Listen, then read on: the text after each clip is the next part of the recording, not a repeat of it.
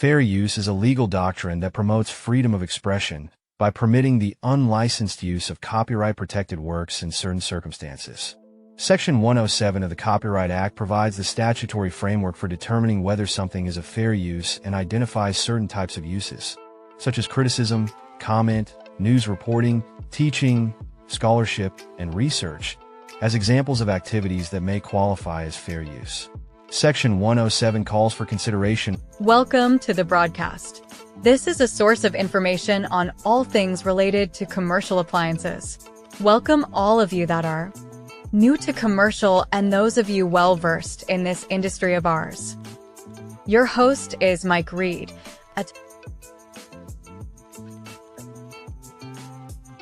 Welcome to the show. Welcome to the show.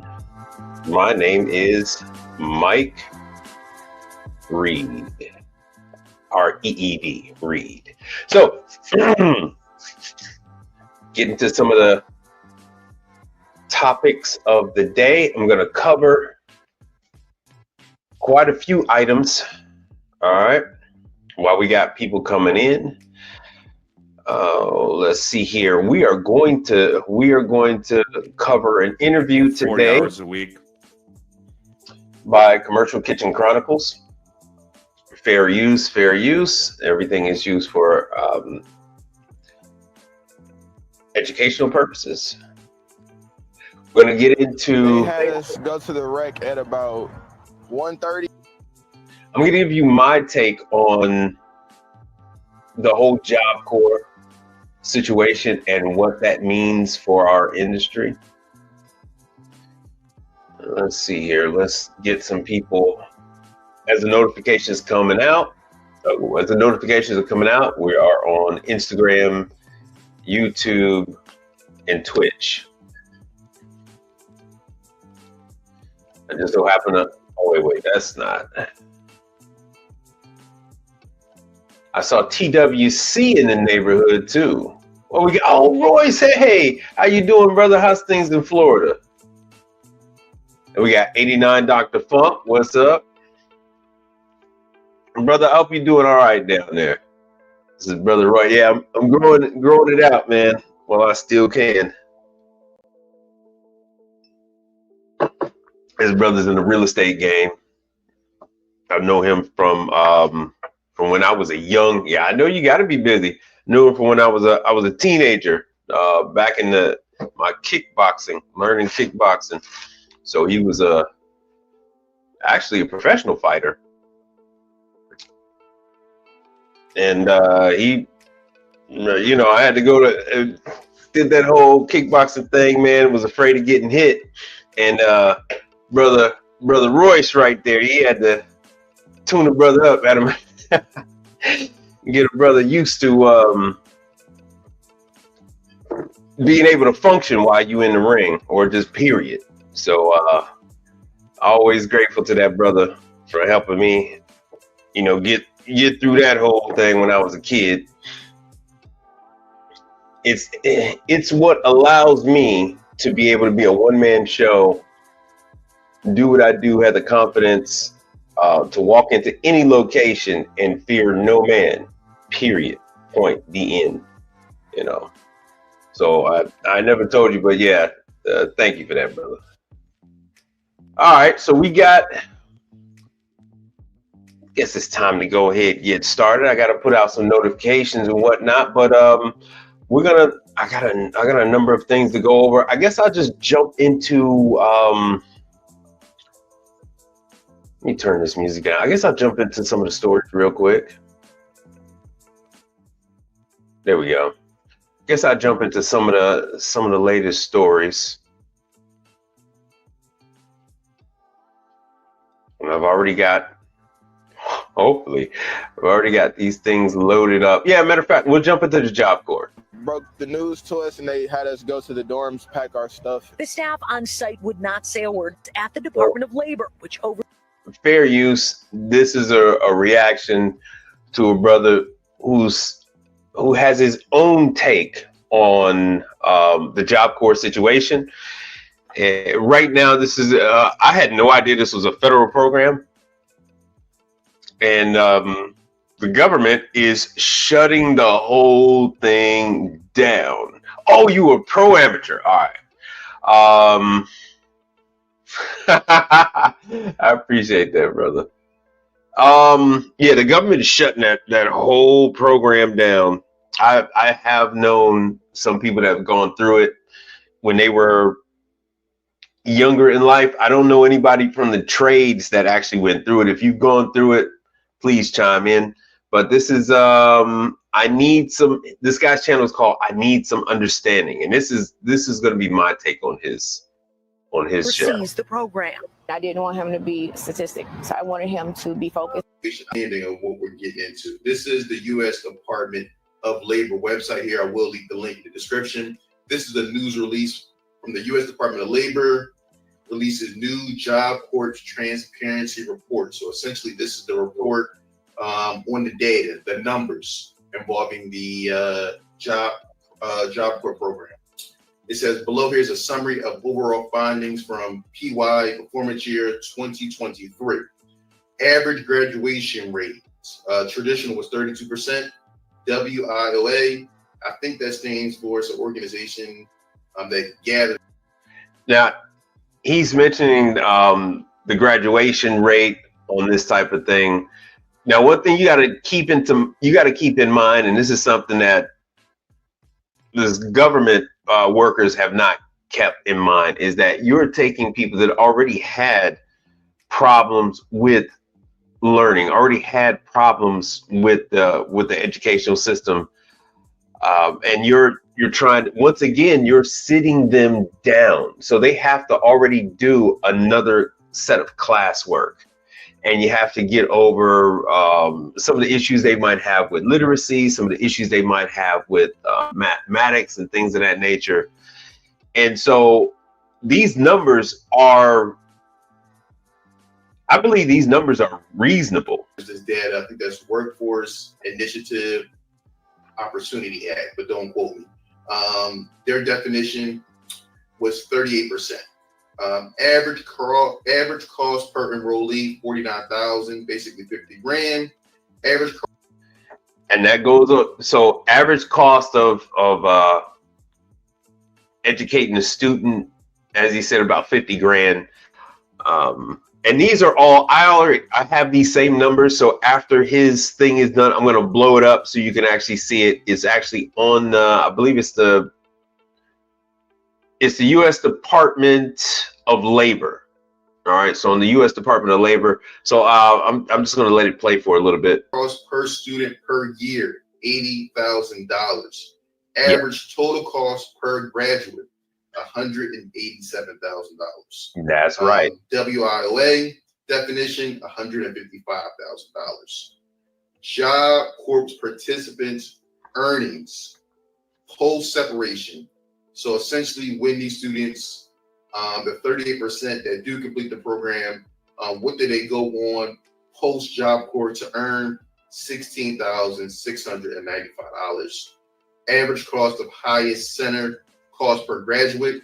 So basically, this is the, I guess, most inefficient centers. It can cost up to $500,000 per graduate. $500,000 per graduate. The top 50 least effective, efficient programs averages $319,000 per graduate. And average cost of highest center cost per graduate. The 10 least efficient programs, $385,000 per graduate. The top 50 average is $252,000 per graduate. So now we have the numbers. This is the data. All right, so there it is. That's that. Let me just go ahead and I'll just take him off the screen. Hold on one second. I am sending out the link to a number of people, and let me go ahead and show. So you can see the big screen. All right, so here we go. This is direct from the U.S. Department of Labor. They're shutting this whole thing down nationwide. It's an orderly transition. So I wasn't aware of this, that the actual students live at Job Corp. So, I mean, I heard that they were going off the Job Corps, but it never really registered with me that, hey, they are housing these young people, they're feeding them, and they are educating them. So for you to get 38% out of someone that was already troubled, someone who was already at their wits end, and they couldn't figure out anything else, and they're not trying to commit crime, I believe that this 38% is well worth it. The alternative is crime. The alternative is your service van gets broken into. The alternative is your home gets broken into. Your workplace gets vandalized. That is the alternative. So you got to spend money to protect the populace. $80,000 per student per year. And this is a number we've been throwing around. This is a number. Okay, you went to, hey, Picture Man, jump on in and tell us about that one. Oh hell, I'm not logged in. So I feel that it was a worthwhile program. It's too bad they shut it down. But in the private sector, it's still costing and that was my number, was $80,000. A SFESA member who has over 100 employees says it typically costs him $85,000 to train his technicians over a period of a year. So that's on par with what we see out here in the private sector. So it's not like it's half the cost, or it is in line. All right, total cost per graduate was $155,000. That sounds about right. I mean, they're living there, they're working. You have materials that they're doing. If they're learning how to weld, they're going through all that, acetylene, MIG, TIG, all that kind of stuff. The raw materials that they're doing. Yo, Higgins Appliance, what's happening? Okay, he said he spent, Picture Man spent a year and a half at Job Corps in San Marcos, down here where I am. Believe they subcontract a lot of Labor Day. Huh. All right. They sub those students out to the private sector. Right. So what else do we have here? Now, this is also on par. When you finish plumbing, electrical, HVAC, you are not hiring any of these people who have been trained in the basics. So they've been trained in the basics of electrical, the basics of plumbing, either discipline. They're not coming out being proficient. So you're not going to have these kids coming out and wire your whole home. You're not going to have them come out and do all the plumbing for a brand new construction. No, they're going to be doing the basic things. They are still starting out. They are doing the minimum wage jobs that we pay. I am in the process of hiring, and I'm actually going to start to pay like about $12 an hour for some of these kids. I am going to try to get some of the ones from not Family Dollar, but Dollar General. No, Family Dollar. I'm going to try to get the Dollar Tree. There it is. I found that quite a few of the guys at Dollar Tree,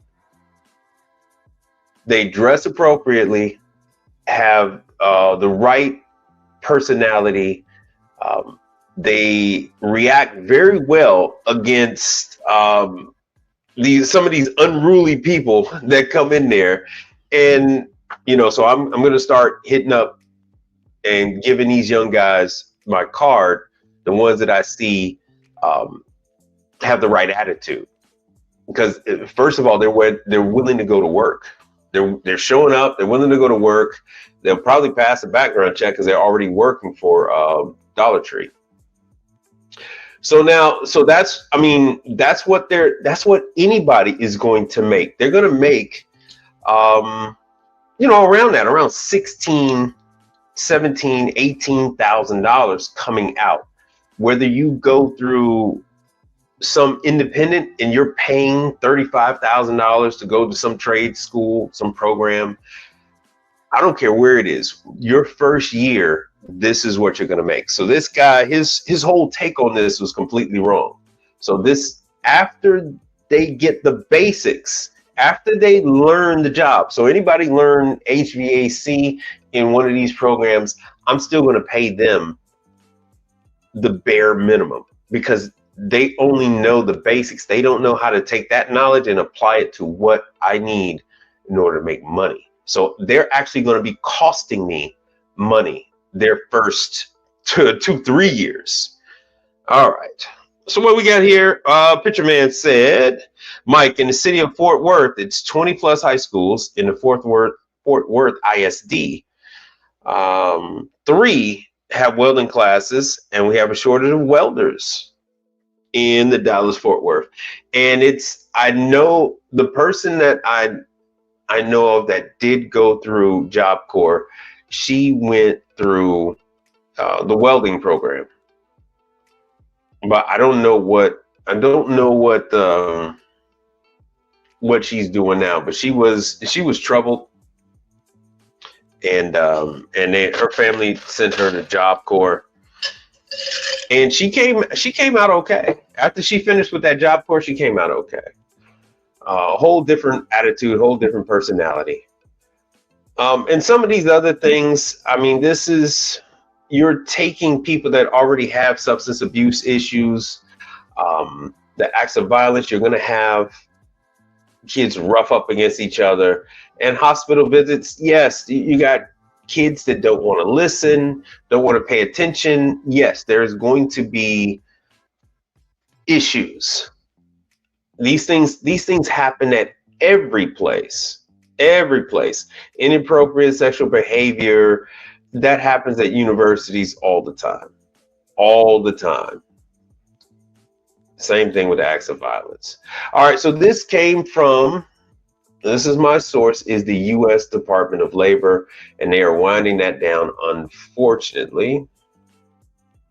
Let me post some of these up.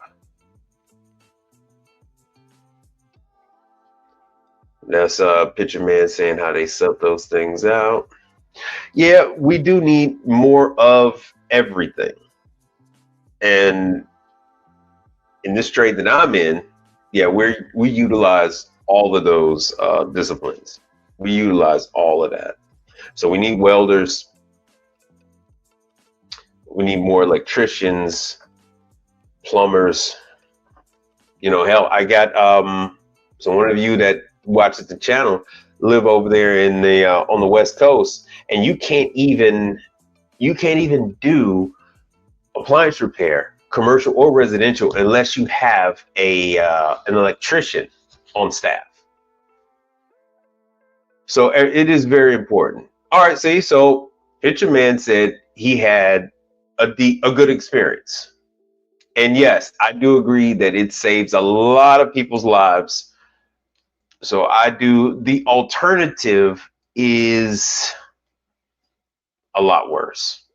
The alternative is death, destruction, crime, and just all in all lost souls. All right, so what we got? We got about 13 people on here. I'm gonna switch gears.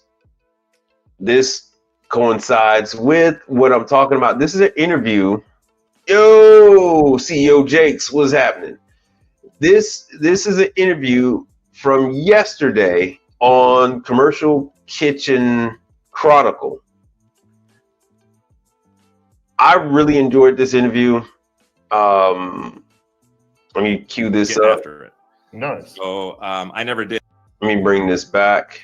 So Pat Finley is the host. He has his show. Sometimes he'll have up to 2 other people on his show. and he comes on. I think he comes on like once or twice a week. Yeah, I think it does need to be revamped too. So the alternative is for people to work directly for corporate America, but this is putting more of a strain not only on corporate America to hire these people with no knowledge whatsoever and train them up, but it's also a strain on small companies like myself and like you, where we have to take these people and we have to train them up, and now we're the ones that have to go over whatever remedial issues that they have. Now we have to address. Now we have to address that too. So here's an interview where this Pat Finley interviewed a guy who he worked in the aviation industry like I did. Then he went over and he worked for Hobart. And then a rare thing is that this guy left Hobart. So I'm gonna play a little bit of this. Fair use is for education purposes. What I was doing, I was technically overqualified, but at the same time, I didn't know anything about it. So it was rough. There was a learning curve there. Yeah. So after 2 years of that, I made my way. My wife graduated and made my way back up to the Twin Cities area. And I heard about Hobart. I wanted to get into commercial stuff.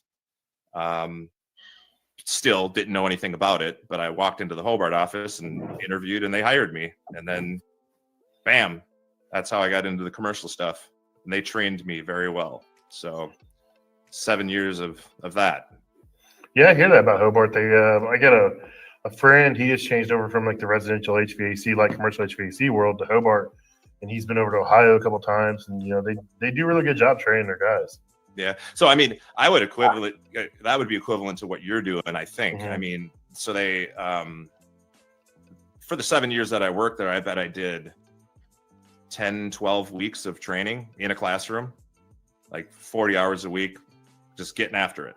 Nice. So I never did any CFESA training. That's what it's called, right? CFESA. Yeah. I never did any of that, but I did a lot of training through.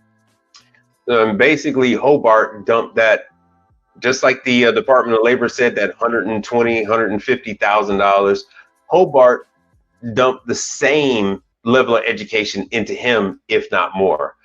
And he states that in the interview, even with him having already been overqualified for the job, knowing how to work on airplanes. He was an A&P mechanic. Hobart, and I would say that it was probably equivalent. So then after 7 years of that, I branched out on my own, and 15 years later, here I am. So you've been on your own for 15 years? Nice. Yep.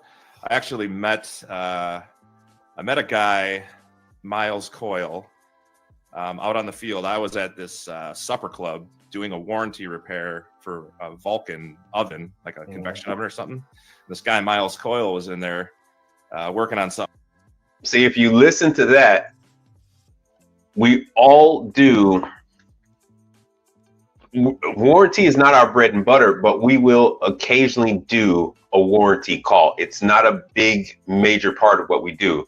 But listen to what opportunity came about because he did this warranty call for a factory. Else, because he was their normal guy that was doing their stuff, and I was just only in there because it was a warranty job. And he started asking me questions, and he's like, "Dude, can I buy you lunch?" And I'm like, "Sure." So I sat down to lunch with the guy, and he basically was like, "You want to buy my business? I want to retire." Like 10 minutes after meeting him, he was, I don't know if he was desperate or what. At any rate, I was like, "Yeah, whatever, old man." And I took his business card and stuffed it in a drawer in my office at home. And now that's what it used to be before corporate America swooped in and started buying up companies. The only other thing you had was you had a family member take over your business, sort of like what Mike Sneed with ABC Appliance. It was sort of like what he's done, where he has his nephew running the business and then giving him a kickback. Or you would then sell your business to someone else, and then they would make monthly payments to you until you were paid off. So, and that's what agreement that he went into. I carried on at Hobart for another 2 years, and then I just got sick of the grind working for those guys. You know how it is. You work for a big shop. You're kind of a number. You're dealing with corporate politics and rules that you might not find to be fair. And I'm very much buck the system. So that's what ultimately led to me going out on my own. So I was really frustrated at work one day, and I ran home and I was like digging through all my shit trying to find this guy's business card because I didn't remember his name or his phone number or anything. And then finally I found it. I'm like, here it is. I called him up, and he's like, he didn't even remember me, but he's like, yeah, I'm still looking to retire and I'm still looking to be bought out.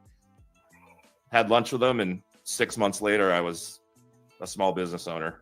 So I was writing him checks for a long time, but I basically bought a functioning business. So I was busy on day one, and then I just grew it from there. Yeah, that's a little different than a lot of guys. A lot of guys just, go out on their own. They build that customer base.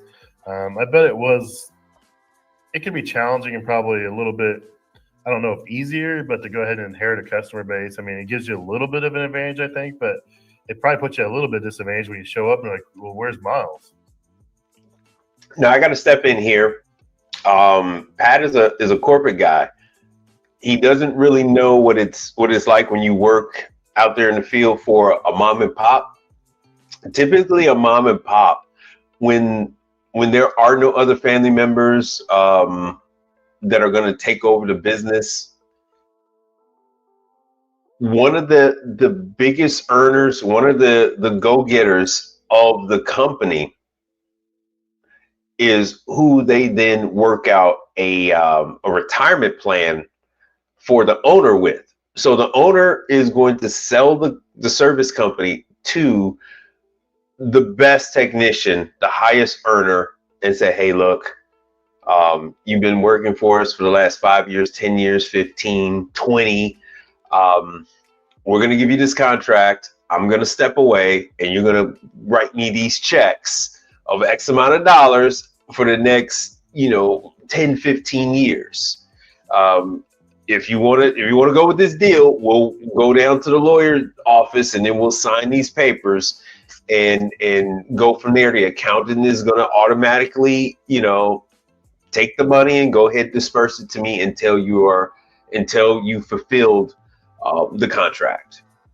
Oh, Miles is and then it's yours. Yeah, there was actually a lot of good old boys stuff going on at the beginning, and I lost a few of his customers right out of the gate just because I was some 30-year-old kid, and they're like, yeah, where's Miles? Like, I don't want to use you for service. And to be fair, I was on a learning curve and I might have made some mistakes or whatever, but it ultimately, for every one of his old customers I lost, I picked up 3, and within a year I was so busy I didn't even know what to do with myself.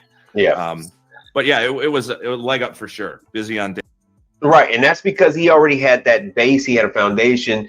He didn't have anything to worry about. So that is the nice thing about if you're taking over some existing business, it gives you a nice cushion.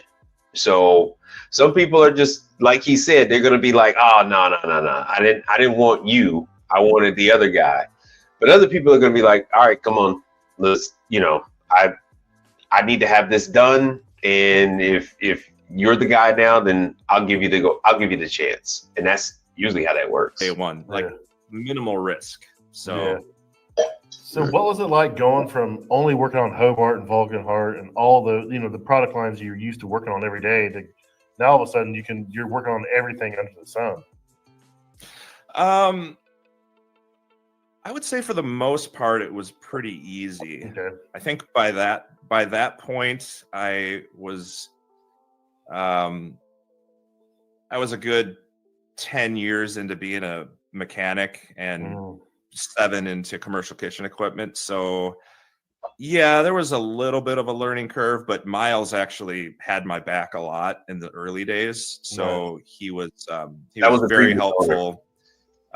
just making sure that the transition went smoothly, because obviously if I failed, then he was either going to get his business back or he wasn't going to get paid.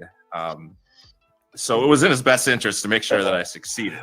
Yeah. It was a very fair deal where I was paying him as I went. And, there was a contract drawn up where if I defaulted, he had a legal right to take the business back, but he was 65 years old and he didn't want to do that. So he helped me out a lot, and he introduced me to a lot of his buddies in his network, which there were a lot of. And I kind of learned the support system on all of us lone wolves. There's a lot of us out there, All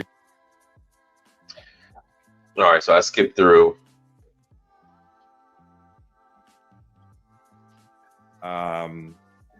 For the first 12 years where we were going gangbusters.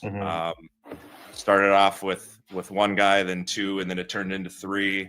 I was hiring my friends and training them in. I had one guy, he's probably watching this, my buddy Jeff, who I've been like lifelong friends with. I hired him and I trained him, and he worked for me for 7 years, and he was awesome. Like, he knew what he was doing. And like I said earlier, maybe I said this before we started the podcast, but my brother was working with me for a while too. He might have worked for me for 8 or 9 years. So I forgot, I should have been speaking during that pause, but this is the part where he grew his business up to a number of technicians, and he's speaking on how he did that. And then he ends it with saying how he is now just a one-man show. He's the only technician, and his wife is still helping him. His wife is the one doing the back end work, all the paperwork. Can't remember, but he's an HVAC guy, and he went to an HVAC training program. I started this business. I hired him, and I taught him everything I knew about commercial kitchen equipment. He taught me everything he knew about refrigeration and comfort cooling and stuff like that. So we were really getting after it for a few years. It was crazy. We quadrupled the size of the business in 5 years, and it was really stressful. At some point in time, so during the early years, I was answering the phone, I was dispatching, I was paying the bills, I was collecting the money and running calls along with the two guys I had working for me. It was bonkers. See, it's not unusual. I talked my wife into quitting her job and taking over the office, which was a challenge in and of itself. But so that took out a lot of the pressure off of me, because So you guys say, hey, Mike, how are you answering your own phone calls, filing your own paperwork, running calls, and all this other stuff, talking to the customers, booking appointments? This guy did it not only for himself, but for 2 other technicians. So I'm underperforming, if anything. And then he brought in his wife. He was handling that end of it. But the reason we ended up throttling back to just her and I was, it all started during COVID, believe it. Well, actually, it makes perfect sense. I don't know how much turbulence you guys had at your shop, but it got really weird for a while, and we were slow for a little bit. And my brother joined the pipe fitters union locally. So he went back to straight up commercial HVAC. Actually, he does industrial stuff now too. Nice. So he disappeared. All right, so I cut through some of this. What the hell are we going to do here? Now it's just the 2 of us. And we're like, okay, everybody that we have that's a customer that we don't like doing business with, they're gone right now. And that was a lot of people. Now, this is the part that horrifies most of you. Yes, we cut customers. Not only do we cut customers, but we'll deny service to customers, to new customers. Not all business is good business, and some people are very stressful. They don't follow instructions, that whole 9, and he's going to talk about that. And then all the people that we like doing business with, we're going to give them the white glove service. And it's just going to be me. And we're on our we're in between 3 and 4 years now where it's just been me, and I've never been happier. Yeah, I mean, it's like you're scaled to.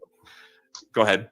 You're scaled to what you're living the life you want to live with the customers you want, and you're not beholden to assholes. You're not beholden to people that just calling you.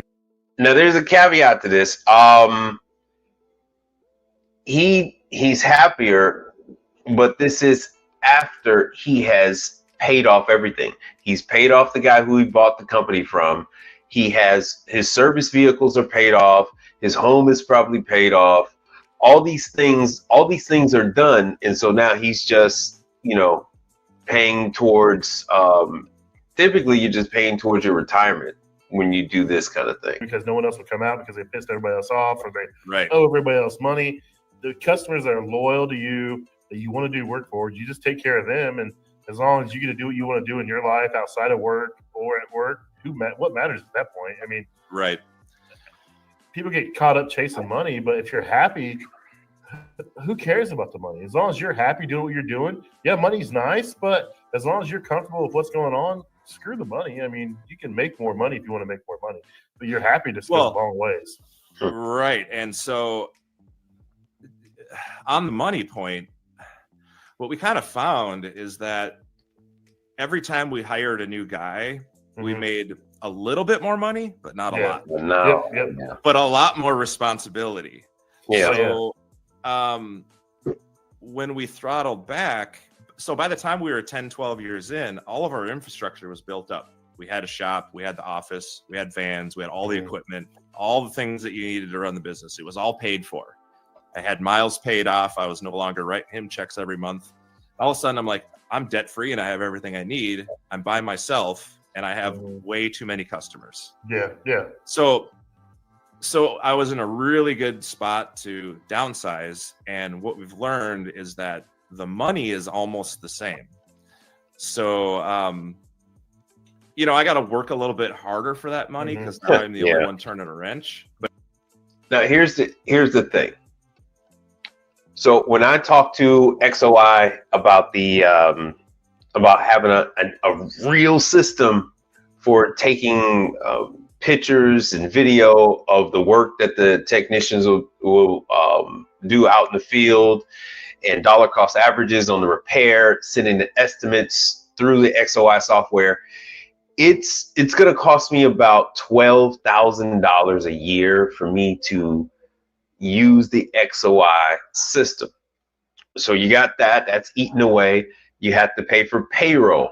That's eating away at the profit. Then you have the vehicles, depreciation, gas, that's eating away at the money.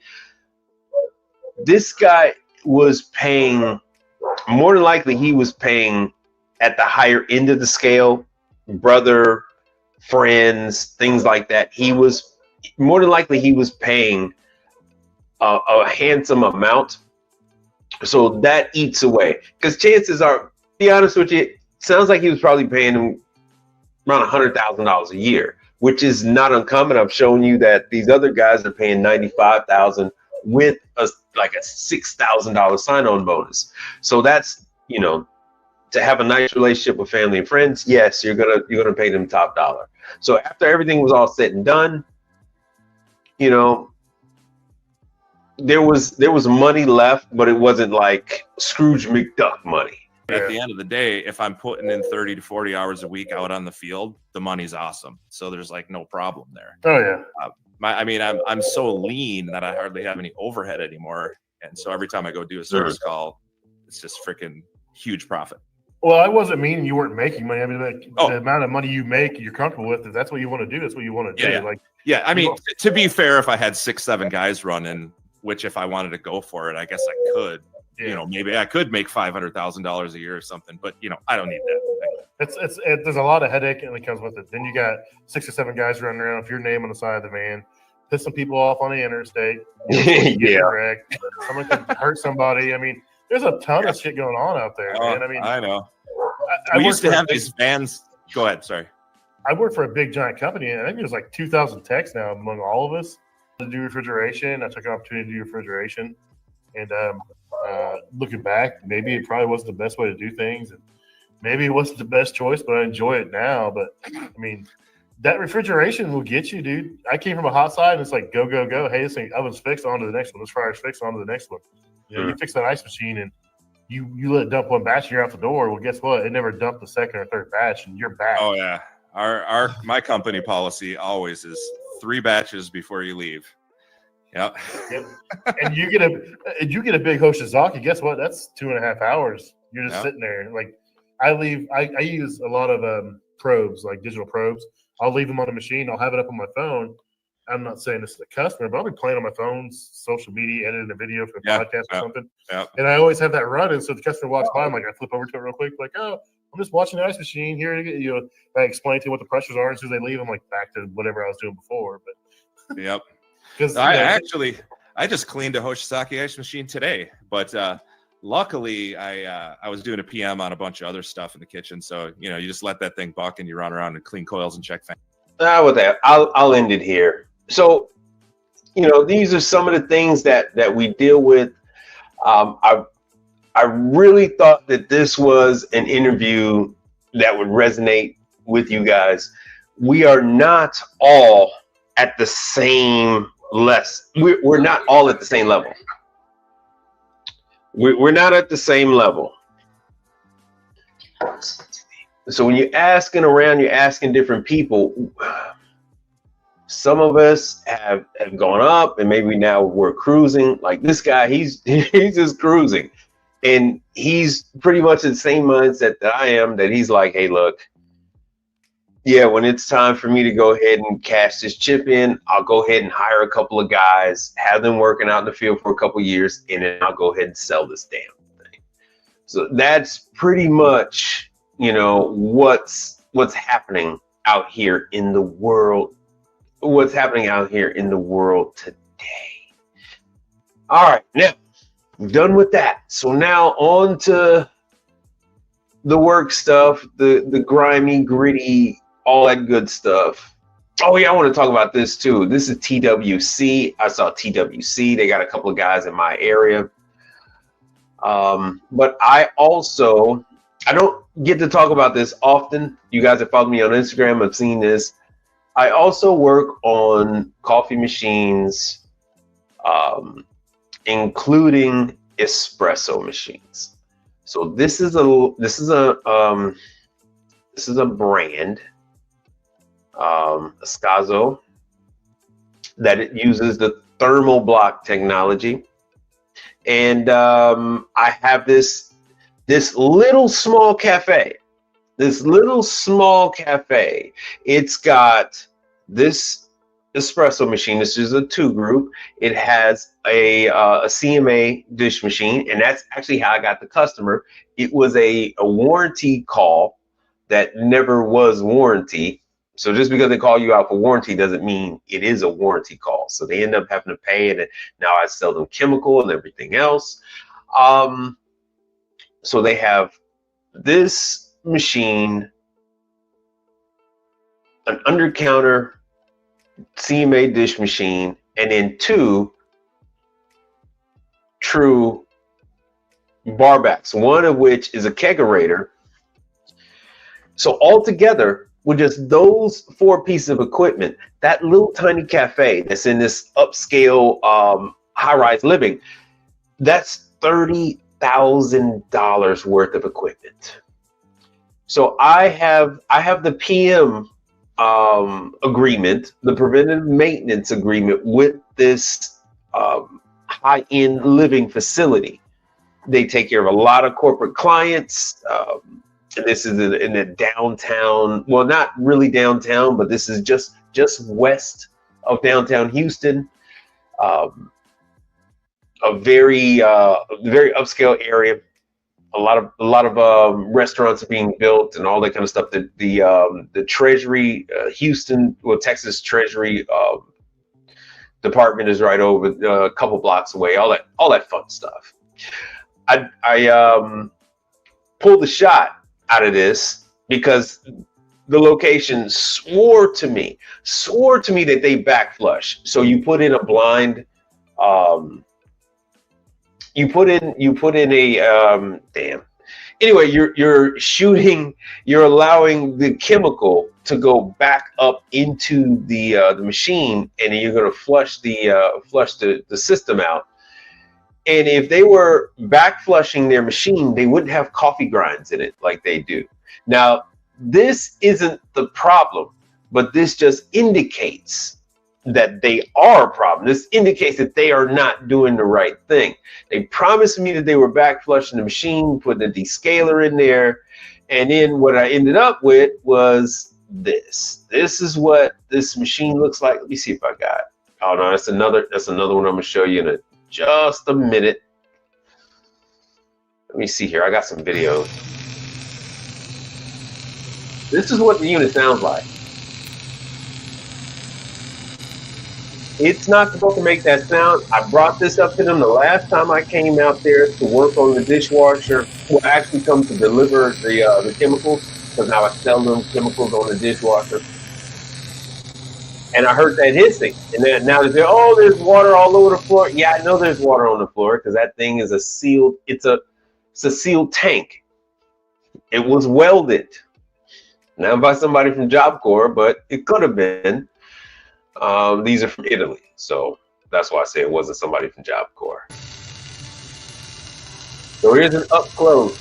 So this is all the heavily latent minerals in the water, and as that steam is ejecting from the unit, this is what's deposited on this unit. So now I have to disassemble that whole boiler, remove all of the connections, and then I'm going to have to descale it. I got to descale it. I got to put new seals on it, the whole nine. So of course, if your unit costs you, $10,500, and that's before delivery and install, you can only imagine that I'm taking that Louisville Slugger to that Amex. Best believe. So I don't service air conditioners, no, but like I said before, I service everything else.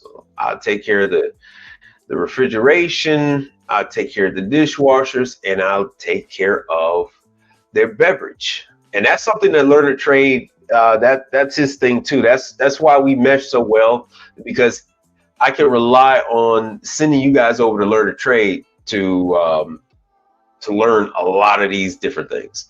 Now, this little blue dot up at the top over there by the date, that's where I was, and that lets you guys know that's my proximity to the ocean. So I got a bay to the east of me, and I have the ocean south of me. That causes a lot of problems, a lot of rust, a lot of corrosion. We have hard water. A lot of the issues that you have in, places like Florida, we have here. Oh, let me show you here. So I have to go in and I have to program some of these units. This once again is a Dukers. I had to go down there to Dukers and end up picking up yet again another client. This one wasn't, yo, Stormtrooper 88, what's happening? Yo, this one. So I went through the programming guide on this just to see if I was having issues with it. It was kind of funny, but it was still functional. I was still able to go through the program guides and everything like that. Problem we had here is they were using this freezer as a mug chiller.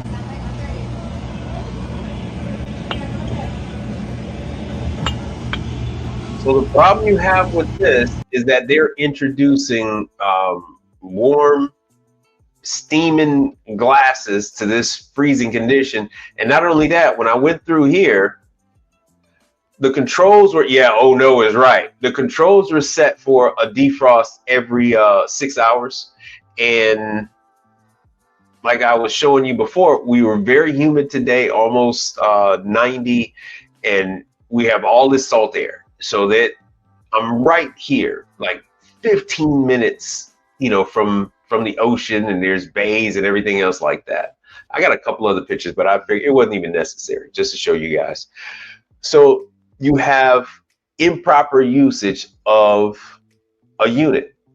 So Dukers said that they were going to void their warranty because it was improper usage. So normally I don't call the factory. I'll just send them my findings and take care of it, and especially if I'm just changing parts. But that's the relationship I have with them. I've been servicing their units since they first launched the product in my market a number of years back. This was like I think they launched it like at the end of the COVID lockdown. When COVID lockdown was released, the old product was defunct, and then it's a lot of condensation. The new product, this new brand Dukers, was born. So this is not a mug chiller, so you can't put glasses in a mug chiller. So that was just plastic. I was just seeing if there was something wrong with the seals. So there's no load. The glasses aren't enough of a load for the freezer.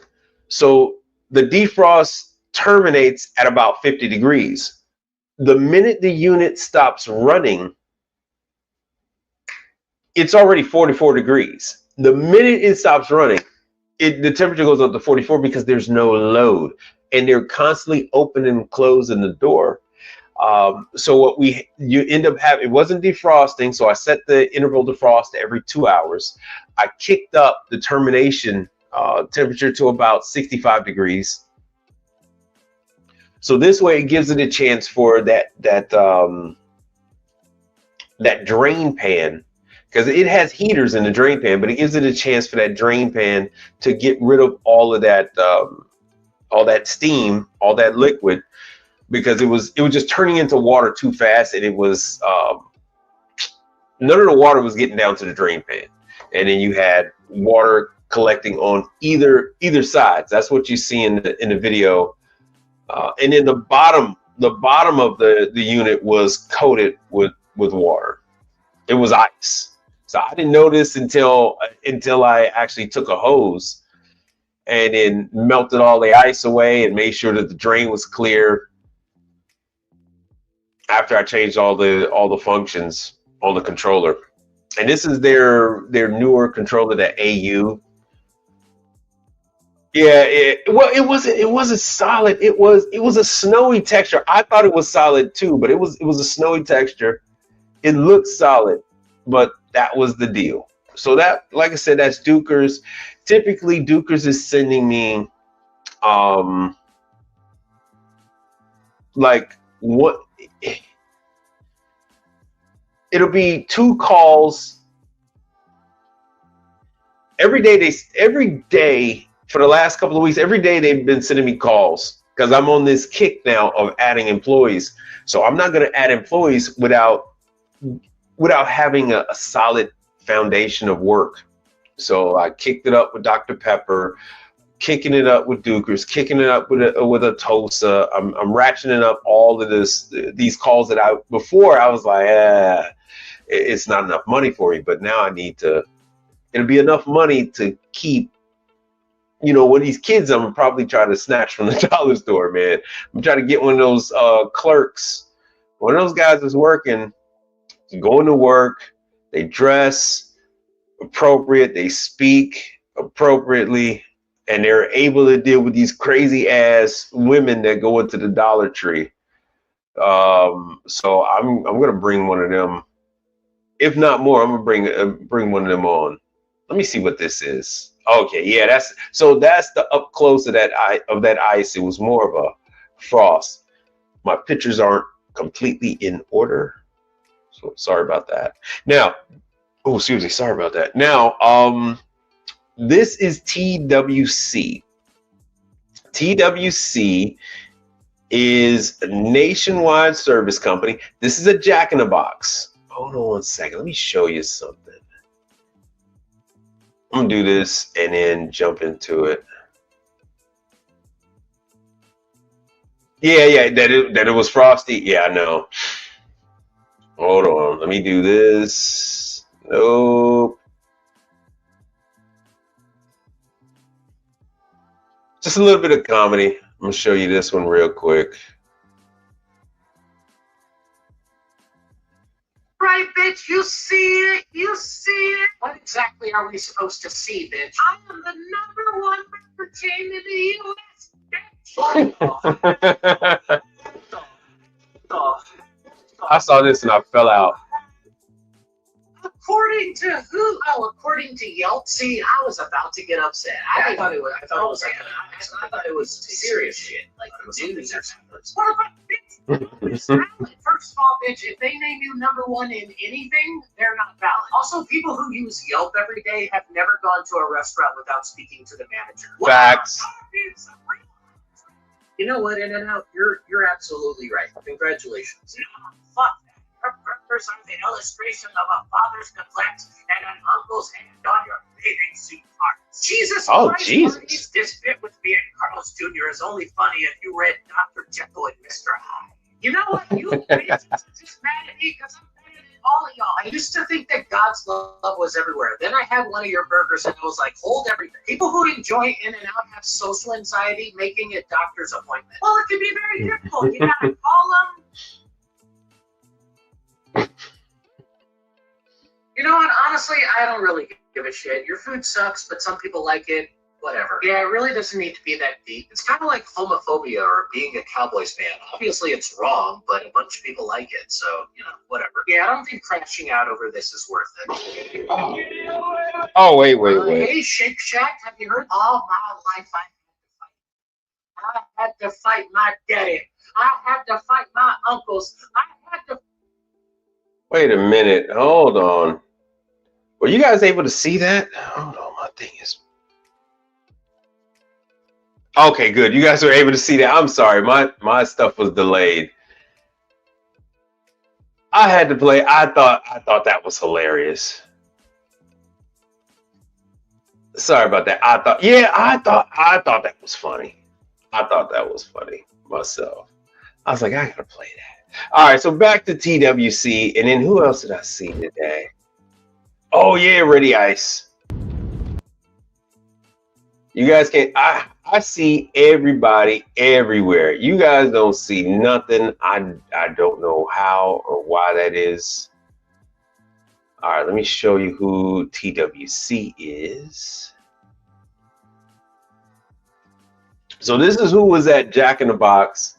Was that Jack in the Box? Yeah, forget it. We'll just say it was Jack in the Box. So it was Jack in the Box, and like 2 other service companies were there. So TWC, we had mentioned TWC before. There it is. You guys can see it. So TWC, they do, what is that? Ice machine leases. Ice machine leases.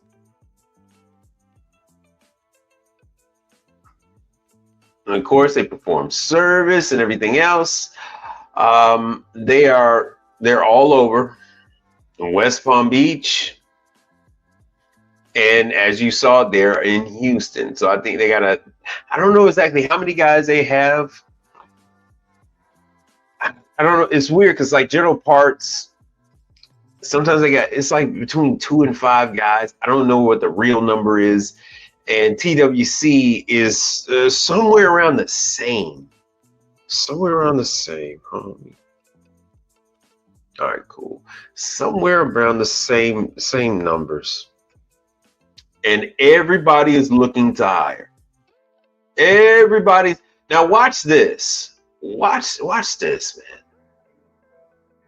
At TWC Services, we are a team of talented individuals working together across a wide variety of areas. Are you serious? Whether your job is in the field or in the office, by joining our growing family-owned business, you join a crew that is the best in the industry, with benefits that include full health and dental insurance, 401k and profit sharing, in-house training, guaranteed 40 hours of work, and more.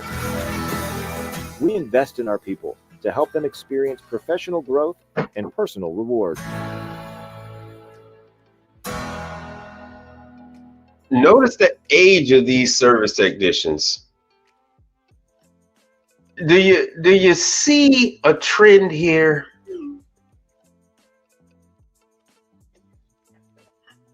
Hold on, let me send the old man. The old man wants to watch the show. Let me see here if I got another guy. Hey guys, welcome to 5 Fast Facts with Macy. Today's topic, the Tesla Solar Roof. Number 1, each tile is rated for... TWC Services supports their employees. Right out of the gate, they give you a tool allowance. They give you a vehicle, Home Depot card, all of the logistics needed to do your job. And look at the age of these technicians. The benefits that this company has are equal to anything I've ever seen. They supply everything you need to do your job. This company actually does care about their employees. Their culture is one of safety. Their culture is one of let's do what we can to have this guy do the job for the customer. They really want you to be the best you can be. If somebody is brand new and they're considering becoming a technician at TWC, I'd say this is the place to Oh, there's a younger guy. Because they're going to help. They want you to succeed. Be ready for a career. And see, they have to do their own training. Able to be independent, do your own thing. They'll help you. We're going to set you up. You know, TWC is great for providing logistics, giving you what you need to do your job. But you're going to get into a field where you have an opportunity to fix equipment. That's what you're doing. It's a challenge and it's rewarding. When you find something that's not working and you're the... So how much do you think it costs for a company to actually do that individualized training, this one-on-one training? That's how it was back in the 80s. That's how it was back in the 90s. Hell, even the early 2000s. And then they started doing these classes. So they started doing these classes back in the very, very late 90s. I used to have to call and beg all these different manufacturers to do a class. And back then, the only one that would do a class was Rationale. Because I was in Chicago, Rationale was only about 35 minutes away. And back then, Rationale would beg people to come and attend the class. The class was freaking free. Back in 98, 99. But yeah, Stormtrooper, I did see that. The orange chicken was funny as hell. Funny as hell. Yeah, Stormtrooper, you missed it. So I did a whole thing with the Job Corp. Oh, I think I got rid of it. The whole thing with Job Corp. Oh, there it is. And Job Corp, because they're shutting down Job Corp. Oh, you bastards. They're shutting it down. And Job Corp says, hey, look, you know, we've been spending, it's like $80,000. And that's, you know, bringing these people up from the ground up. But we're spending, Stormtrooper 88, we're spending $80,000. Not the federal government, service companies. I have spent $80,000 training people. You watch any interview from a service company owner, whether it's a large company or a small company, the number is going to work out the same. And it's going to work out to about 80 grand by the time you finish with, in my case, I have to go and drive and pick these guys up. You're dealing with spending the time teaching them how to use the tools, the meters, and everything else like that. This doesn't even, that 80 grand doesn't even include, our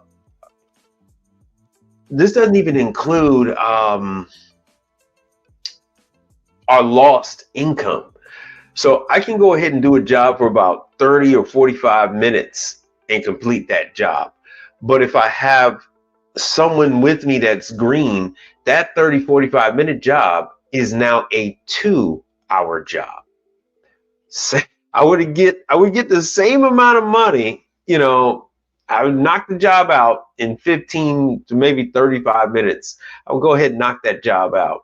But now I have to shift my body to the side and explain. Oh, let me make sure this thing is showing. Oh, you guys can't see it. Damn. Hold on 1 second. 1 second. There it is. So sorry about that. I have to move my body to the side and show them and let them go ahead. Oh no, okay. You go ahead and unscrew the thermocouple from the holding. Okay, unscrew the connection points. All right, now what this is, so you got to go through all of that with them over and over and over again until you just want to claw your brains out. And then just their own, everybody's got something. Oh, I thought this, and oh, I never knew that, and I heard it. You got to hear all this other stuff, and meanwhile, you're losing money. You're losing money, and then you got to drop these kids off, pick them. You need to feed them. I'll go all day, and I won't eat. I'll go all day. I won't even go to the restroom. Or if I do, I'm like, if I'm at a client's, then I'll go ahead and use the restroom. It's typically something quick, but their bodies aren't trained for that. Their bodies aren't accustomed to that. When I did training, one found 2 in 5 were good. Right. So that's that's really no different than you picking up someone else off the street, right? The problems that you have, and I'm glad Contractor's here. What's up, brother? The problem that you have with getting a seasoned technician, you can get a seasoned technician, but now you aren't generating the kind of, you aren't generating the kind of numbers you really want to get, because instead of me paying a green kid $18 to $20 an hour, I'm now paying a guy $40 an hour, $45 an hour. And so I'm not seeing the kind of numbers. Plus, they're going to want all kind of bonuses, commission, vacation time, all that stuff hits a whole lot different when you have somebody more experienced. And then they're going to want, well, not just want, but you run into the issues of them and the damn side job problem. So the side job problem, everybody has to deal with it. And it's okay to an extent. It's just that when the side job, when you have a very experienced guy, they have a tendency to want to try and steal your clientele. You will not have a green guy be successful. So I've got so many stories, just specifically here in Houston, of when I had guys working for me, and they stole a client, tried to steal a client, and one guy, he told the client he can go ahead and work on the walk-in, and it was a drain line for the walk-in. It was some of the piping had cracks in it, so the water had collected in the pipe and it expanded and it burst the pipe. This guy took duct tape and saran wrap and he wrapped it around the pipe and said it was done, charged the customer. And not only that, but then the customer brought, this is a chain location, they brought him and his family in for free breakfast. Then when they had a problem with it, they didn't call him, they called me. And they said, your company did this. I said, the hell you say? You can't wrap a walk-in freezer. You can't wrap electrical tape around a drain line. What are you talking about? We did. Yeah, the guy Mike, and the guy's name was Mike. Yeah, the guy Mike, he did it. I even brought his whole family here for breakfast. I said, you son of. Yeah, but he left out the fact that he paid the guy Mike directly, never did call me, called Mike personally, never did call me. But then it's my company did the work. Yeah, the guy was here with you that other time. Oh, you son of a bitch. Okay. All right. I got tons of other stories like that. Tons of other stories where, you know, and it's not always the employee, it's the actual client that is trying to poach your people to try to get somebody, hey, let me get your personal number. Hey, you want to work for me on the side. So you get a lot of that. The more experienced guys are going to be able to pull that off. And the only way that you're going to know that you're, you know, like, wait a minute, I haven't gotten a call. I haven't gotten a call from that client in like 6 months. I normally get a call from them once a month or maybe once every other month, and I haven't heard from them in 6 months. And you call them, say, hey, what's going on? Or you stop by some of their locations. They say, oh no, everything is good. We're fine. I say, yeah, we're still good. It's like, yeah, we're still good. And then you'll look at something and you'll see a signature marking. What you mean by that is, like, I'll see something, like I know everything we've been working on, and I'll see something, and that's the business, man. It's the business. It's just the way it is. And they will, you know, I'll see something, I'll be like, you know, what the hell, these wire nuts done like that? I don't do my wire nuts like that. It's gonna be harder to do and see that in the future with everybody using Wagos, but you're like, what the hell? Everybody has their own way of attaching wires. Some guys, they'll twist wires together, they'll loop it back over, they'll twist the wire cap on there, then they'll wrap it with electrical tape or wrap them with different color electrical tape. And everybody got a different way of twisting these wires together. Sometimes they'll be long, sometimes they'll be short, all different. Point is, you can tell everybody has a signature style of work. And you'll go back over a place and you'll look at some stuff, or you'll get a call to go fix something. Like, I never worked on this. What the hell are you talking about? And you'll see it, and you'll know who the hell did the work. And you'll be like, oh shit, I gotta get rid of them now. Or they'll start to call off. They'll call off, and oh man, oh my wife, I gotta take my wife to the hospital. Oh, nobody's come to watch the kids. I gotta go watch the kids. I've heard it all. My grandma fell down the steps. I got to take her to the hospital, or, you know, there's no grocery in the house. I got to go get some groceries, take it to the kids real quick. Or my wife, you know, just every excuse in the book. But actually what the guys are doing is that they're going to go do a side job. And so instead of working for you as they have agreed to, they want to get off of your clock. And they want to go do their own work, but with your vehicle. And that's where the no-no comes in at. Yeah, Stormtrooper 88, clients have tried to hire my guys on the side. I would give a bounty to my guys for letting me know. Yeah, you can do that, but it is, all right, it's going to happen. It's going to happen. That's why there are different incentive programs that you got to put in place. Like when I bring on some of these young guys, I'll give them 30% of whatever I get from a new account. Whatever new account they're able to land. Hey, bring me business. I'll give you 30% off of that once they pay. I'll give you 30%. Don't say, oh, I got you a customer, give me 30% of whatever you get. And then the damn customer gives you a charge back off a credit card, or the check bounces. No. Once they pay and that sucker clears, then I'll give you your chop. But not until then. But you got to give them some kind of incentive so that they want to be part of the company.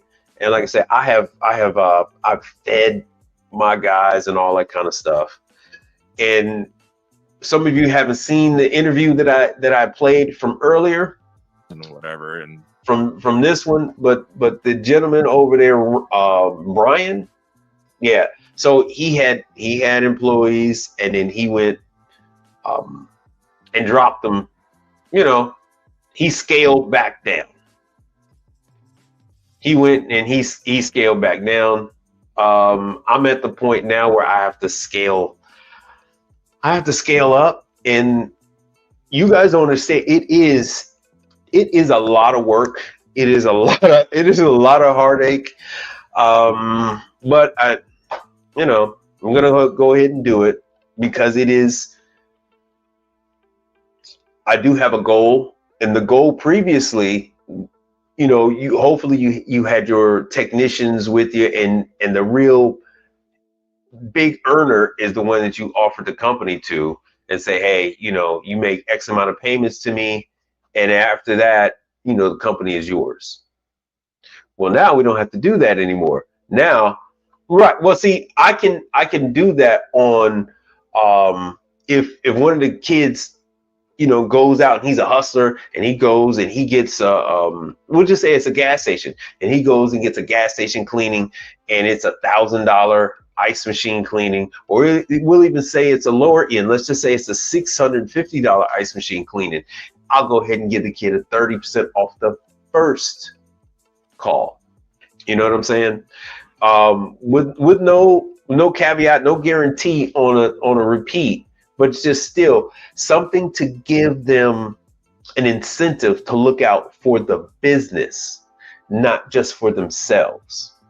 So it's like whether they clean it or not, I'll give them that 30% as a commission on the first one. They get a movie theater, boom, I'll give them 30%. That might be 8 units, 12 units. Hey man, I'll give you 30%. It'll be more money than you ever seen in your life. You know what I'm saying? So you just different things, right? Loyalty means a lot. Give and take, do me right. I will do payment plans for them, buying tools and etc. Yes. So yeah, that whole thing, buying tools, I talked with Share Builder Pro, because I had Share Builder back before my daughter was born. So signing up with Share Builder, doing a company match on the 401k. I know to the young kids, it really don't mean anything to do a 401k. You can even do like a match with doing Bitcoin, because they have it on Cash App. You say, hey, look, man, I'll go ahead and I do a whatever you got. I'll do 4% or something on whatever you're putting into Bitcoin. I'll match it. I'll do a 4% match on your Bitcoin purchase. And they have the payroll company has a deduction for that I can do and just have that sent right to their Cash App for purchase of Bitcoin. And then there's some other stuff like that too. So I'm working on some stuff, and I came to the idea today when I went and when I was out that way. There was a Dollar Tree over there. I took care of that Duker's warranty call. As you see, it was nothing. It was just misuse of the item. They were trying to use a freezer, an upright freezer, as a glass chiller. And after I finished defrosting it, changing the interval defrost temperature, setting the termination temperature, I went on over there to the Dollar Tree next door. And the kid that was working the register, he was really good. And I learned this lesson from... I used to work for the airlines. I went to school. Well, here's the problem with the same day pay. I'll get to that in a minute. My best employees used to come from the grocery business. My father grew up in the grocery business. I was working in the grocery store at 13, and then that's how he got YouTube certified tech. Yeah. So my best employees have always come from like that kind of retail environment. Those people, I tend to find that they are self-motivated, and everything else is in place. And they typically want better. those people. So throughout my life, that is what I've found when it comes to that type of person. And those people, they just need the extra knowledge on the tech side. So they have the knowledge on customer service because they are dealing with thousands of people every day. And then they have no problem with dealing with the money. The money it's not an issue with them. They're used to dealing with multiple items, multitasking, and drop a hat, say, hey, we need you to stop working the register. We need you to help stock the aisle or to grab some carts. And they typically don't give much pushback with that. And I looked it up today, and the kid was probably making $10 an hour or maybe $11 an hour. So I don't have any problem paying them $12.50 and then having them go through my on the job training, the OJT, and now getting back to the same day pay. So I have signed up with not Paychex, but ADP. I have signed up with ADP. So I'm going to give them an actual paycheck. I'm not paying people under the table anymore. I'm actually they're going to get direct deposit. They're going to get, everything is up and up. But I was thinking about the whole same day pay thing. Till they get their first paycheck, I was thinking about subsidizing their time. So I typically, especially now, I typically don't work an 8-hour day. I typically work like anywhere from like a 4 to a 6-hour day. And I'm not training anybody. I'm not showing anything. Occasionally I take some pictures and show you guys stuff or post stuff on Instagram. But that would have to change if I have if I'm doing on the job training. So if I have the kid go out with me, whichever kid it would be, if they're going to go out with 4 hours with me, then I would pay them the other 4 hours cash. And then once they get that first, 4 hours usually, right. But I want to make sure that, that they stick around.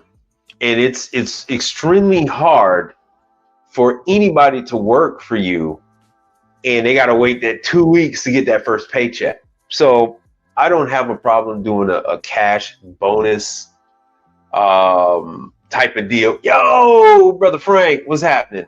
Now, First Class, what do you say? Use the credit card to pay ADP, win-win cash and checks. I don't know. I haven't run. I'm going to run my first payroll, I think next week. Yeah, I'm going to try that and see how that works, because it's only, 10, 12, 40 bucks. And realistically, like when I got a kid riding with me, I'm spending that damn near going through. It's hard for me to go through it. I haven't had anybody with me with the high roof. I got a high roof, the extended cab, extended van. It doesn't fit through very many drive-throughs. So which means I got to park and get out. That's even worse. So I got to park and get out, and then the kid got to order. But we'll see how that goes. We'll see how that goes. Yeah, but I typically don't have much of an issue with when they have a good personality, when they know how to speak to the customer. The rest of that stuff I can work with, because I can let's say if they're not good at technical, I can put them on ice machine cleaning. If they're not technical, like, hey, you're cleaning ice machines, you're doing dishwasher cleaning. What we got here, you're doing back flushing on the espresso machines. You're delivering chemical for the dishwashers. Because as a matter of fact, I got to go and do it's a new old stock, event hall, bought a brand new CMA dishwasher. They bought a brand new CMA dishwasher, and it was from a distributor or someone had went out of business, and now they got this dishwasher. 180 upright, high temp. So what I'm finding myself more and more, what I find myself going, oh, uh-oh. Let me remove that. Let's see if this will work. There we go. All right. So I am doing a lot of different things.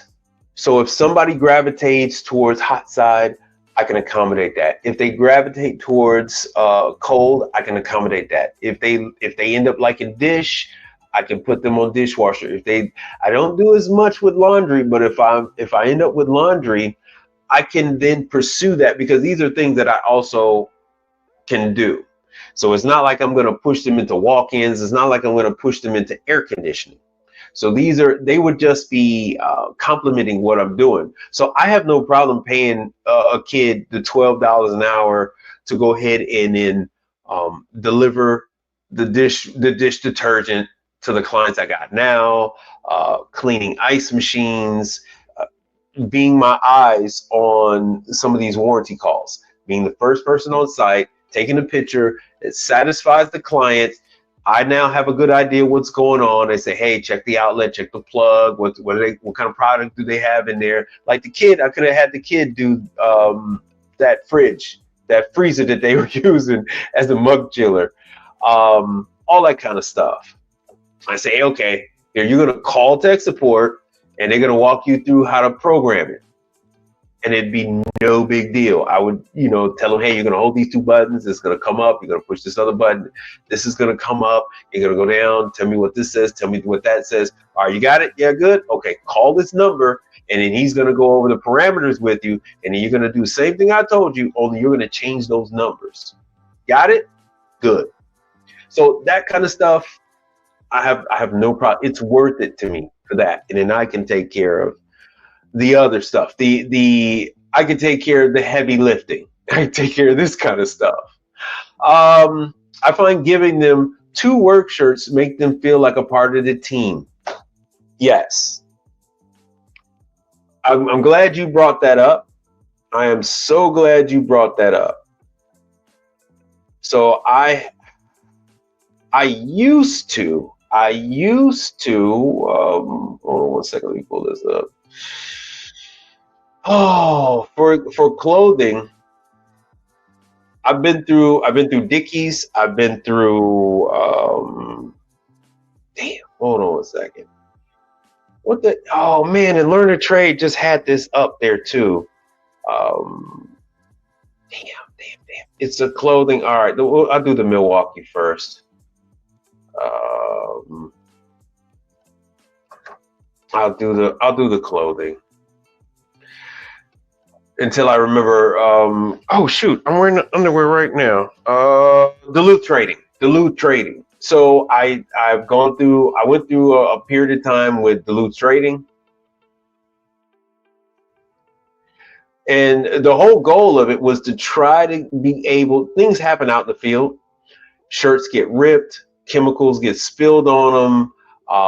Grease gets on them and things don't come out, bleach, all kind of stuff. And instead of carrying extra clothes, I try to find, I'll show you guys what I used to wear, and they discontinued it, and it pissed me off. When Duluth Trading discontinued some of the clothing. So my thought process was this. I say, hey, okay, if I have them wearing Dickies, they can then go to Walmart and then they can get a new t-shirt, they can get new pants. Anytime there's a problem, they could just get a new one. It's very cost effective. The t-shirt was like $10, or it used to be like $7. I think now it's up to $10. The pants were $20-$25. There's typically going to be a Walmart close, right? So they wouldn't be with the with the messed up clothing for long. That was my thought process. And then Walmart completely switched everything up with their freaking clothing. And then I don't care for the way that the Dickies were coming out at the damn Walmart. So then I tried Home Depot. Home Depot carries, not at all the stores, but in quite a few of the Home Depot stores in my market, they now carry clothes. They'll carry specifically, I don't have it on me. They carry Milwaukee. Now, I like the Milwaukee clothes. The t-shirts are a little expensive. What they're doing, as you can see on the screen, they have pants for $38. What they're doing is they're phasing out these technically, I think these are Gen 2. These ones for 38 are like, or Gen 1.5. Now these are Gen 2. The ones for $80 are Gen 2. And they got, so Gen 2, they have these pants for $80 and these other pants for $60.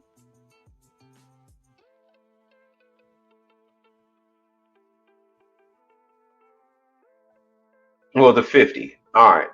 So these are Gen 2. And this is a whole nother, this is a reflex tech. This is a poly blend. Only reason why I don't like to go with the polyester blend is because we deal with, I deal with torches and I deal with welding. Not heavy welding, just wire welding. They would pick up dirty a drop of clean.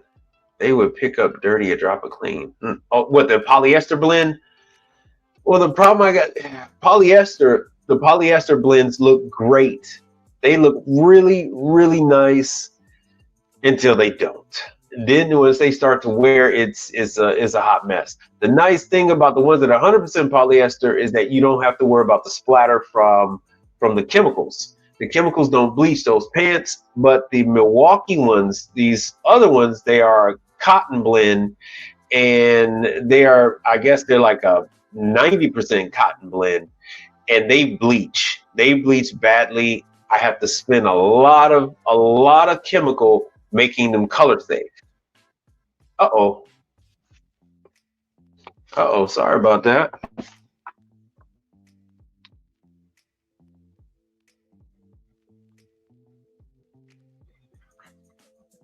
Sorry about that. All right.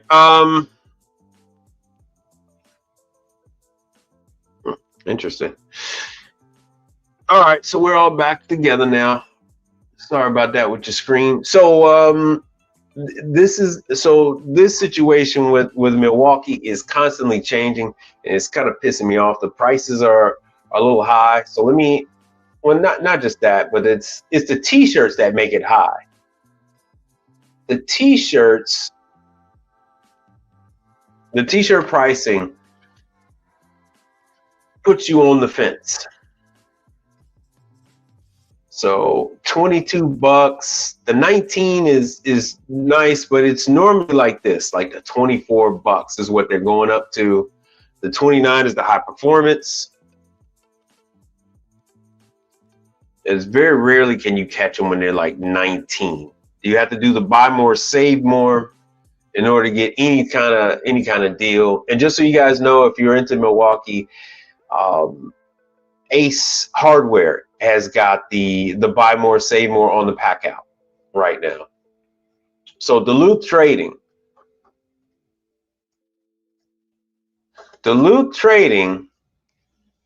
most of their pants actually, so their pants are rugged, but they also have a color issue. So if you drop some, like in my business, if you drop some dishwasher detergent or you open the door on the dishwasher and that water comes splattering on you, it's going to ruin those clothes. It's going to stain it. It's going to stain it. Oh, let's see here. Now, the problem that I got with this is that their pants are, you're talking about 100 and something for their pants. Let me get down to the work pants. Yeah, they have the fire hose. Now, their pants are extremely, now this is nice that they've actually come down, because the pants that I used to buy used to be $100. They would only come down to 80 on sale. That's nice. But their pants are extremely dense, and it is hot in the summertime. Yeah, thanks, brother. It is hot in the summertime. So now I used to go with a, let me see here.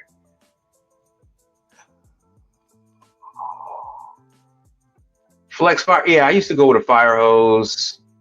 Let's go with this color. And then I used to go with a gingham. I used to go with a gingham shirt.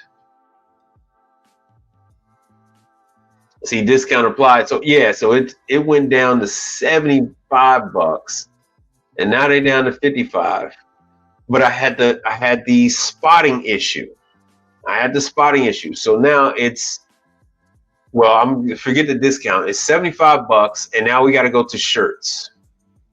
So the shirts they got the long, that's what I like about it. My wife don't have to say, oh, pull up your pants, pull up your shirt. The shirts are extra long, and that's what I liked about them. Anytime I had somebody saying, oh, you got to pull up your shirt, tuck your shirt in or whatever, they were full of shit, because these were extra long, and not the t-shirt. Hold on a second, because what the hell are these t-shirts going for? See, once again, so now they're trying to compete with Milwaukee, because I haven't bought any Duluth Trading clothes for work in a long time. Hold on, let me go here with the standard fit. Hold on, sweatshirt and fleece. So I don't know, maybe I might go with polo. I don't know if I'm gonna go with polo. No. Yeah. Don't know how I like how this looks. Now, the problem I have with Duluth Trading is we've only got about 3 or 4 of them here in Houston. So it's not exactly as if they're going to be able to, if you ruin your shirt, you won't be able to get it replaced same day. You'll be able to get it replaced, next day, if they even have that same style. So now getting to my main issue with Duluth Trading is the patterns. The freaking patterns change. And if you're using this as a uniform, the hell, I don't want the Alaska thing. Hold on. If you're using this as a uniform, now you're screwed, because you're no longer matching. What the hell? What the hell are they doing? The hell are they doing? Hold on. Shirts. I don't want t-shirts. I want button downs, I guess. So I don't know what the hell Duluth Trading is doing. Even looking at shirts, they're pissing me off. But as you can see here, we'll go with this. So it looked like this with a darker color pants. You're still talking about a $50 shirt on sale. So you're talking about a $70 shirt, $70 pants on your uniform.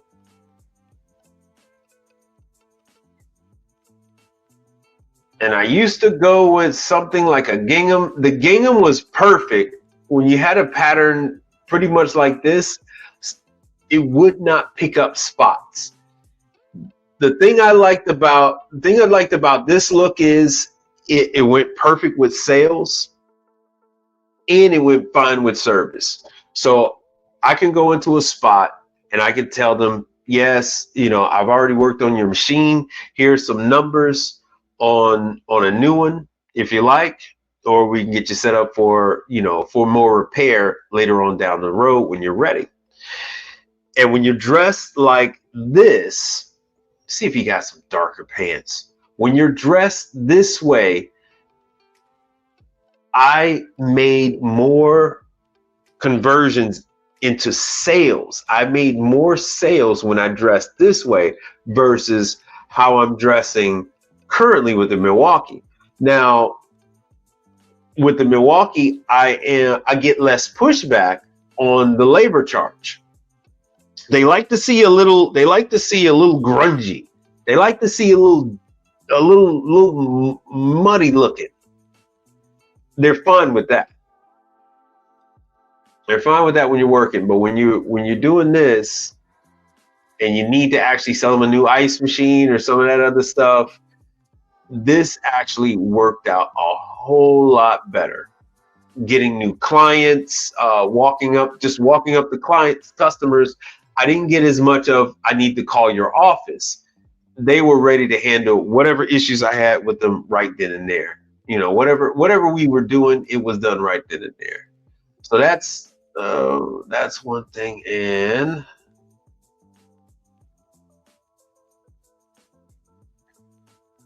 hold on. All right, then we'll wrap this thing up. I don't even know. Oh yeah, I've only got 18. I lost all of you. On this one. All right.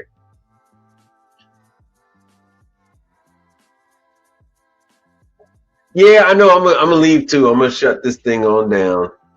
All right, man. I appreciate you guys hanging out with me. But yeah, so Walmart went to Wrangler, and they don't have as much. Oh shoot, they don't have as much Dickies.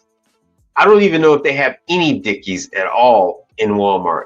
So Walmart used to have Dickies. And then they started to switch over to Wrangler. So they phased everything out to the Wrangler, and it just wasn't the same. Now what they were able to do is once they switched it's the same company. It was the same but different, right? We are same, but different, but still same. Yeah, so you got some complaints about the Wrangler rigs, blah blah blah.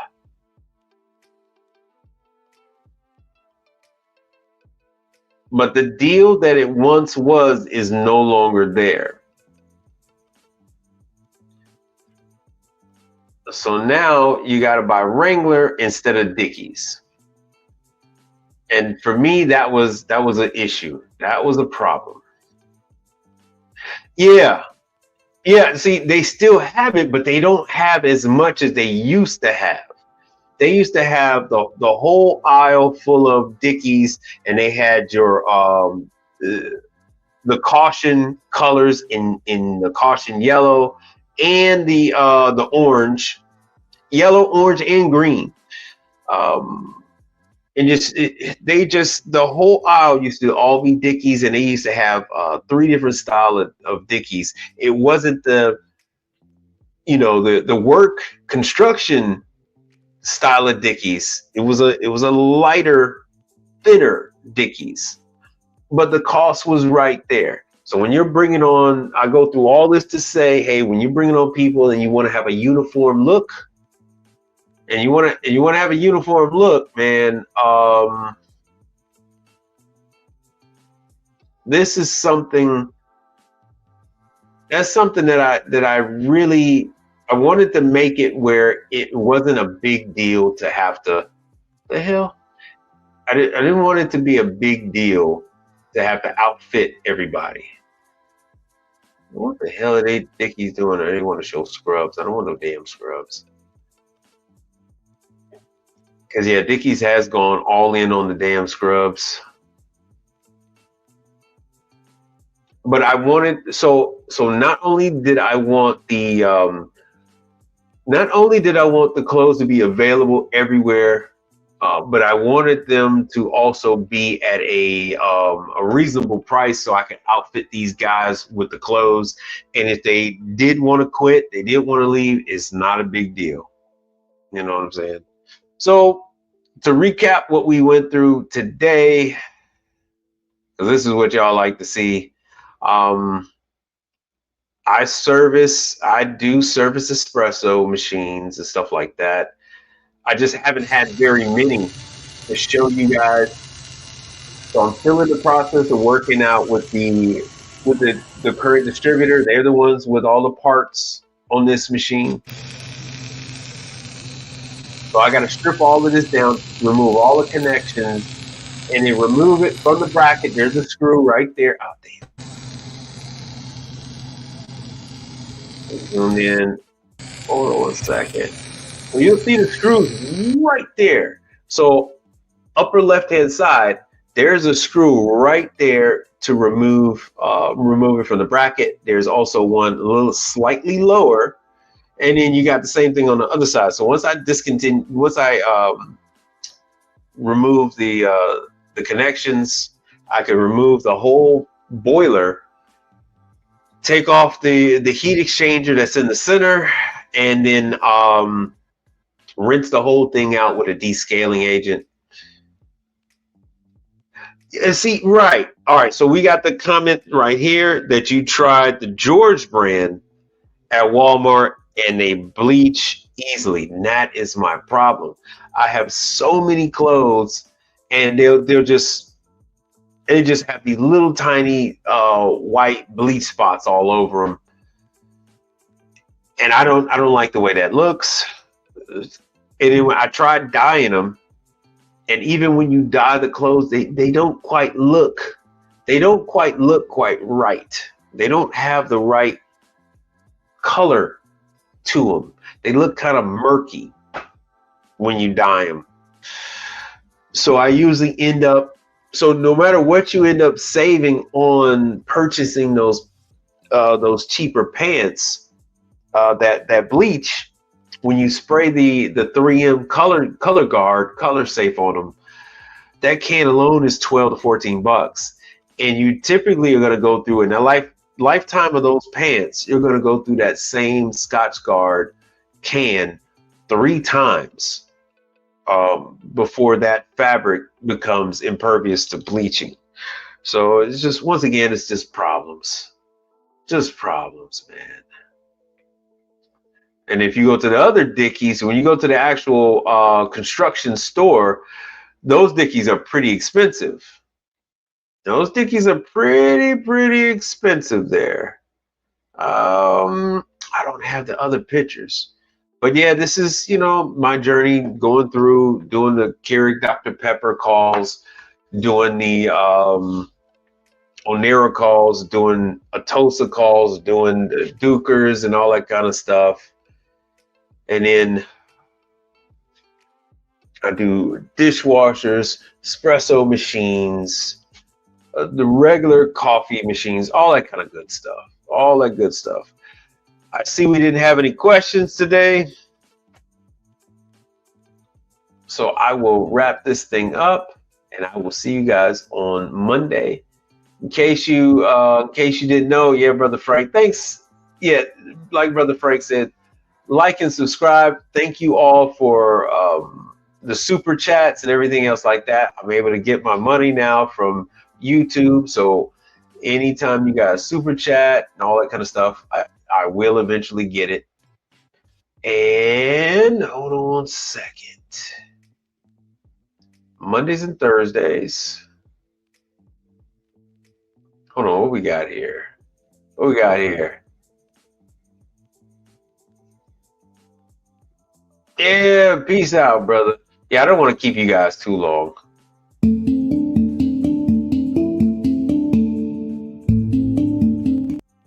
That's from Brother Learn to Trade.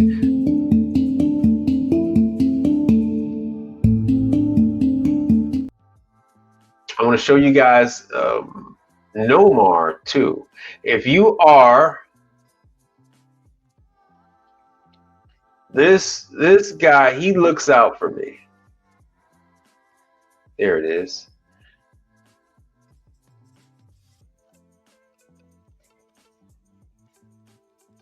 Let me show you guys No More Supply.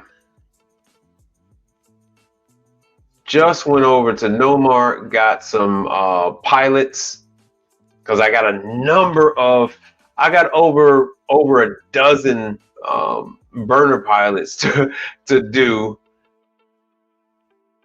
So I always go pick up from him. Very good price.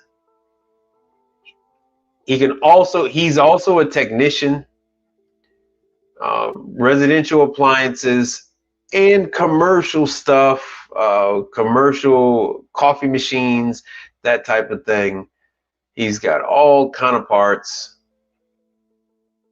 He's a good oh damn, okay, good. It's a good reference. Let me put this out here.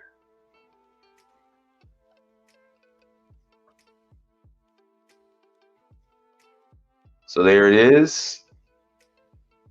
No More Supply. Check him out. Yeah, so he's got contactors, he's got the fan motors at a quarter of the price. These same fan motors, when you go ahead and get them from a Tosa or anybody else, they want to charge you $150. He has them for $50. And all, 24 volt, 12 volt, 120 volt, 220 volt. So he's got all of those computer fan motors that we need. Craftco parts, everything. Excuse me. Sorry about that. Oof. Pilots. Oh yeah, the orifice. Yeah.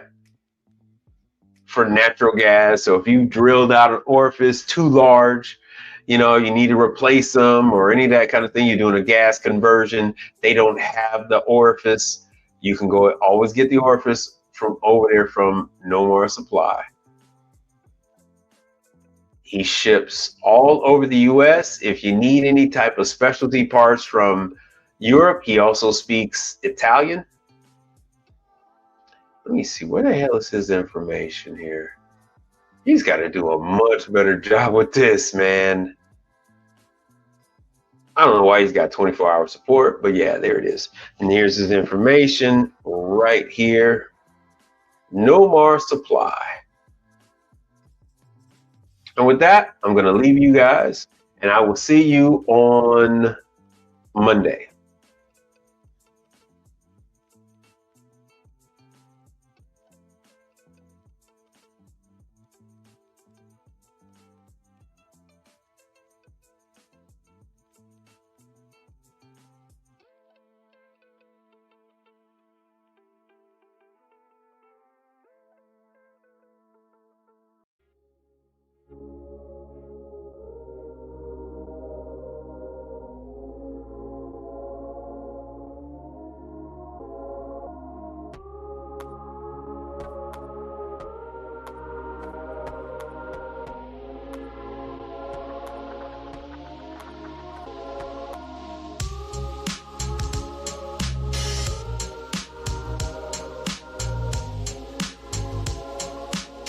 And be relentless. That's it, I'm done. You damn skippy it was, bro, man. You got to go, man. Nah, follow this trail. You got to get up on out of here. Let's go, bro, man.